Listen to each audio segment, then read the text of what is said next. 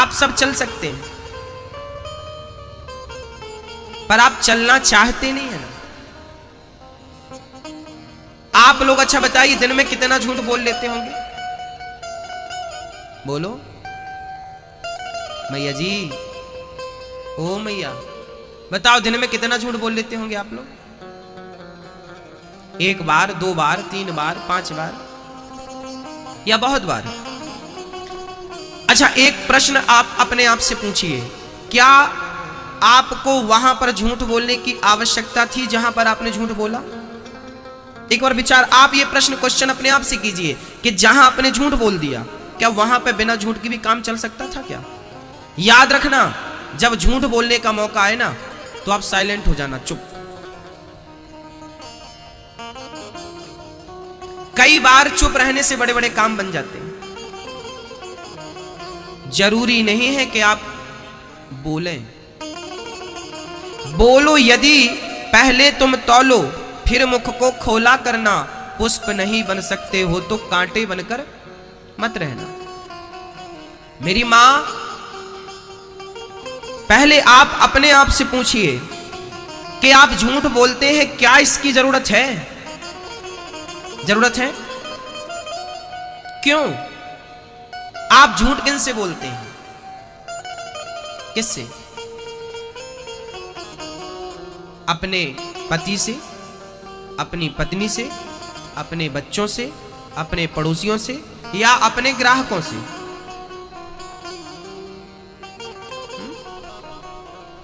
हम झूठ बोलते हैं। हमारी किराने की दुकान है, हमारी किराने की दुकान है,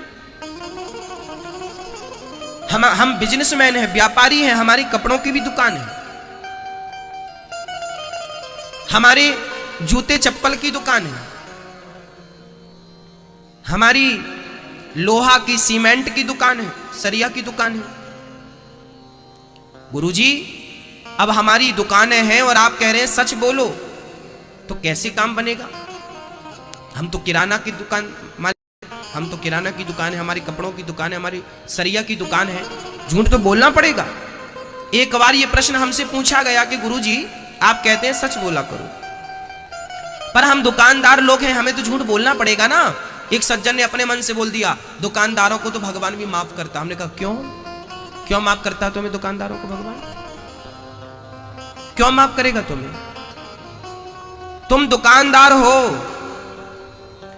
10 रुपए की चीज को यदि तुम 11 में और 11.5 में बेच रहे हो, 12 में बेच रहे हो, तो ये गलत नहीं है, ये सही है, ये झूठ नहीं है। ये दाल रोटी ईश्वर भी जानता तुम्हें चलानी है, पर तुम 10 की चीज 20 में पहनाओगे तो भगवान कहेगा अच्छा, बहुत जल्दी तुझे करोड़पति बनना है, चल बनाता हूं। ईमानदारी से कमाया हुआ धन आपको सुख देता है। आपको बिना नींद की गोली खाया आपको नींद आएगी, आपकी पत्नी भी अच्छी होगी, आपके बच्चे भी अच्छे होंगे, संस्कारी होंगे।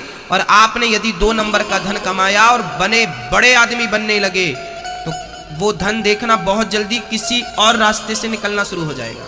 या तो आपके बच्चे बिगड़ जाएंगे, शराबी बन जाएंगे, जुआड़ी बन जाएंगे, सुरा सुंदरी के चक्कर में लग जाएंगे। आपको क्या लगता है धन कमा लेना?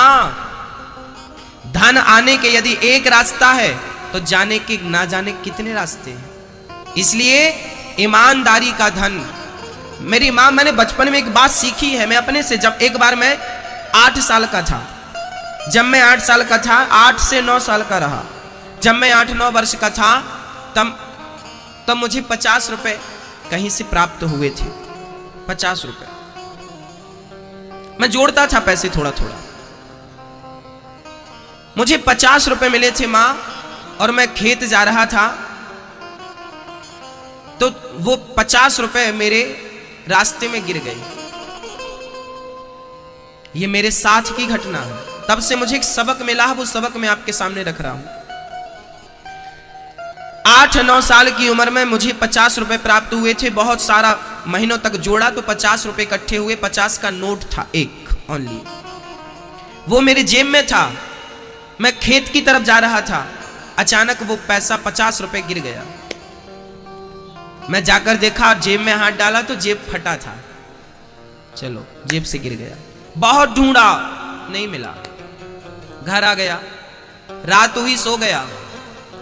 सुबह हुई, दोपहर हुई, शाम हुई, फिर मैं उसी रास्ते गया तो भक्तों जहां से ना जाने कितने लोग गुजर गए थे, कितने लोगों के गुजरने के बाद भी वो 50 रुपए लगता है मेरा इंतजार कर रहा था। जब मैं दूसरे दिन जाकर देखा तो वो 50 का नोट वहीं पड़ा था। बस उस दिन से मैंने सीखा कि तुम मेहनत का पैसा ना सड़क में फेंक देना। यदि तुम्हारी मेहनत का है ना तो कोई हाथ नहीं लगा सकता, और यदि गलत पैसा है तो तिजोरियों से निकाल के कोई ले जाएगा, आश्चर्य ना करना। उस दिन से मैंने सीख ली कि मेरी मेहनत के रुपए कहीं जाने वाले नहीं, मेरे पसीने के पैसे कहीं नहीं जाएंगे। आपको भी ये सबक आज लेना चाहिए कि मेहनत ईमानदारी से जो रोटियां खाएंगे ना, वो रोटियां पचती भी अच्छे से हैं। बेईमानी की रोटियां ना पचती भी नहीं है, पेट खराब हो जाता है, डॉक्टर को जाओ तो फिर वो ले लेता है जो वसूली से तुमने यहां वहां से। रोटियां नहीं पचती। मेहनत बहुत अच्छी है। मनुष्य का धर्म है सत्य बोलना और परमार्थ करना, इसलिए झूठ बोल के जीत जाने से अच्छा है सच बोल के हार जाओ। कम से कम सच के साथ तो रहोगे आप। कम से कम आपको ईश्वर ये तो नहीं कहेगा कि तुम झूठे हो, सच्चे हो। मनुष्य का धर्म क्या है? धर्म न दूसर सत्य समाना, आगम निगम पुराण बखाना। सत्य से बड़ा कोई धर्म नहीं, दया से बड़ी कोई पूजा नहीं, परमार्थ से बड़ी कोई सेवा नहीं। हाँ? यही धर्म है। बताओ हम मनुष्यों का धर्म क्या है? रिवीजन करो, बोलो हमारा धर्म क्या है? हमारे धर्म का नाम क्या है? सत्य सनातन धर्म। हमारा धर्म ही सत्य है। हमारे धर्म के आगे सत्य ही लगा है, सत्य सनातन। इसलिए हमें जीवन में क्या बोलना है? सत्य बोलना है। कौन कौन बोलेगा? आज से हाथ उठा। वाह, सब बोलेंगे। हाथ उठाइए एक बार और। कभी झूठ नहीं बोलेंगे, बोलो एक बार, बोलो कभी भी झूठ नहीं बोलेंगे। जो कहूंगा सच कहूंगा, सच के सिवा कुछ नहीं कहूंगा। पत्नी से जो बोले सच बोले, पति से जो बोले सच बोले। बच्चों को भी सच की शिक्षा दें कि बेटा तुम्हें झूठ नहीं बोलना। शास्त्र बहुत हैं, शास्त्रों का सार क्या है? ये दूसरा प्रश्न है भागवत जी का। शास्त्रों का सार है केवल राम नाम, केवल राम नाम। सुख दीने सुख होते हैं, दुख दीने दुख होते। सुखदेव भगवान के जन्म की पावन चर्चा कल आपने सुनी थी। भगवान ने हम सबके लिए 24 अवतार धारण किए। कितने अवतार लिए भगवान ने? नारायण, नारद, हरि, कपिल देव, श्री राम, हंस, हयग्रीव, मोहिनी, दत्तात्रेय, नरसिंह, वामन, व्यास जी, ऋषभदेव, कौमार, यज्ञ पुरुष, धनवंतरी, बुद्ध, कल की अवतार, पृथु राजा, 12 पुनि, कृष्णचंद्र, परशुराम, मत्स्य, कमठ। ये 24 अवतार। 24 अवतार भगवान ने केवल इसलिए लिए कि भगवान कहते हैं शुद्ध सोना कितने कैरेट का होता है? 24 कैरेट का। भगवान ने भी 24 अवतार लेके अपनी शुद्धता का परिचय दे रहे हैं कि मैं कितना शुद्ध हूं। 24 अवतार, 24 कैरेट में सोना शुद्ध, तो 24 अवतारों में भी परमात्मा शुद्ध अवतार नारायण अवतार। वो नारायण, वो नरसिंह, वो राम, वही कृष्ण, वही राम, वही कृष्ण, वही नरसिंह, वही अनेक रूप रूपाया विष्णवे प्रभु विष्णवे। भगवान का एक रूप मालूम मेरी मां क्या है? भगवान का एक नाम है विश्व रूप।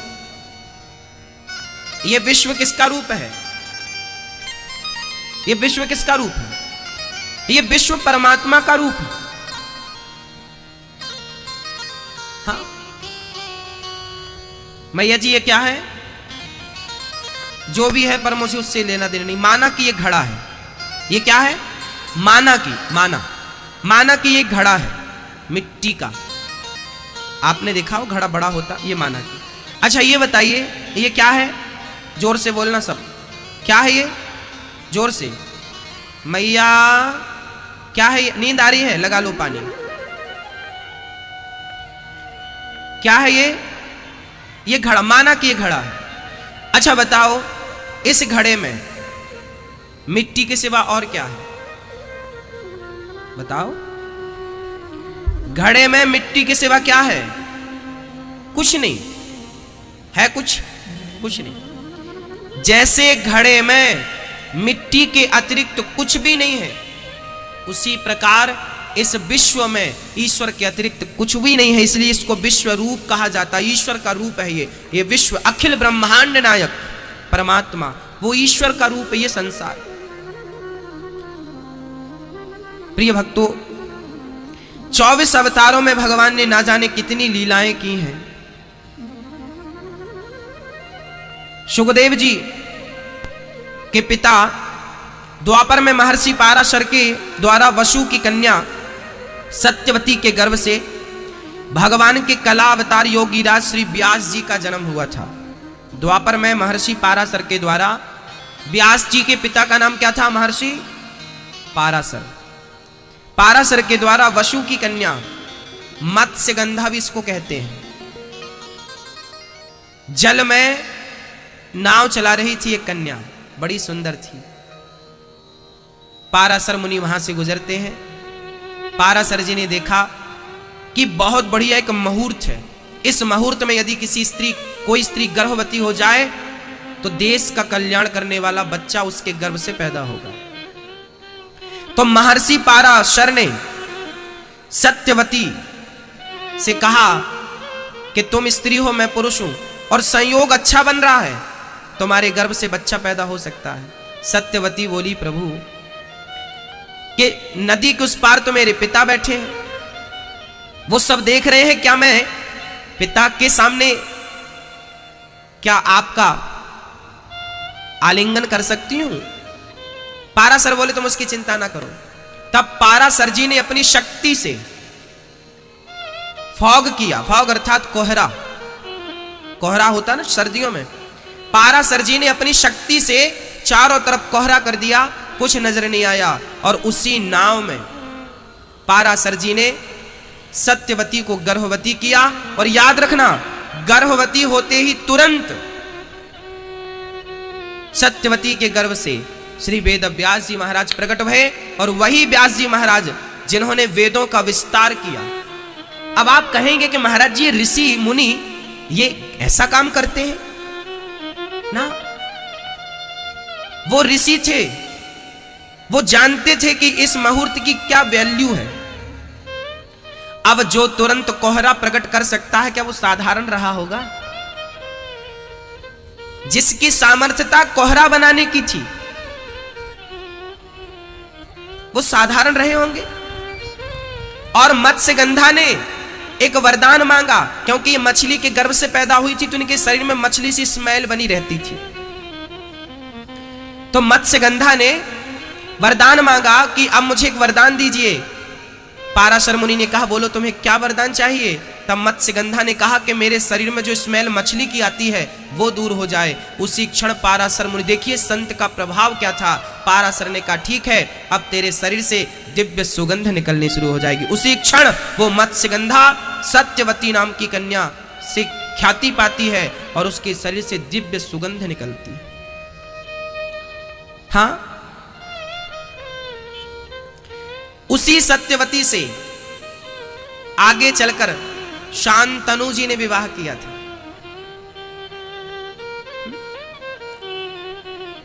श्री व्यास जी महाराज का जन्म हुआ। फिर व्यास जी महाराज ने